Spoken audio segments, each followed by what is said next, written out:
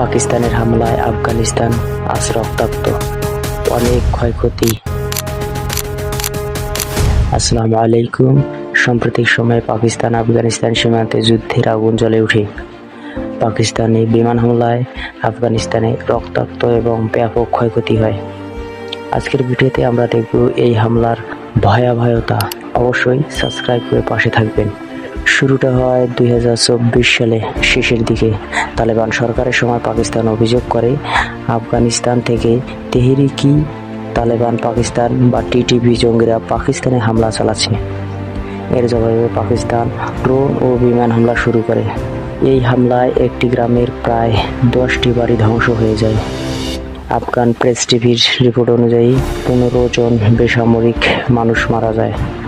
এর রেশ কাটতে না কাটতেই জানুয়ারি 2025 সালে পাকিস্তানি ড্রোনের আঘাতে 40 জনেরও বেশি বেসামরিক মানুষ নিহত হয় এবং স্কুল মসজিদের ব্যাপক ক্ষয়ক্ষতি হয়। বিবিসির রিপোর্ট অনুযায়ী এই হামলায় 20 জন শুধু শিশুই মারা যায়।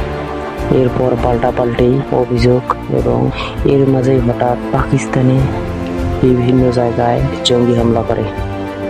এর জবাবে 2026 সালে পাকিস্তান আফগানিস্তানের এয়ার স্ট্রাইক করে বসে।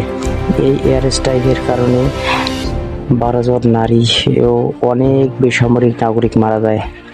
পাকিস্তান দাবি করে যে টিটিপিকে লক্ষ্য করে এই হামলা চালানো হয়েছে। আফগানিস্তান বলছে এটি নির্বিচারে হত্যাকাণ্ড। এই হামলায় মোট 200-রও বেশি জন আফগান নিহত হয়। হাজারো ক্ষতিগ্রস্ত গ্রামগুলি ধ্বংসস্তূপে পরিণত হয়। আফগানিস্তানের অর্থনীতি ভেঙে পড়ে। খাদ্য সংকট, শরণার্থী সংখ্যা বাড়তে থাকে। অন্যদিকে তালেবান পাকিস্তানের সেনা চৌকিতে পাল্টা হামলা করে।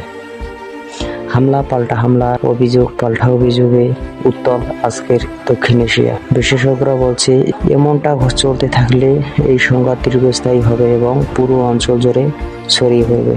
প্রতিবেশীর মাঝে এমন সংঘাত হতভম্ব সারা মুসলিম উম্মাহ।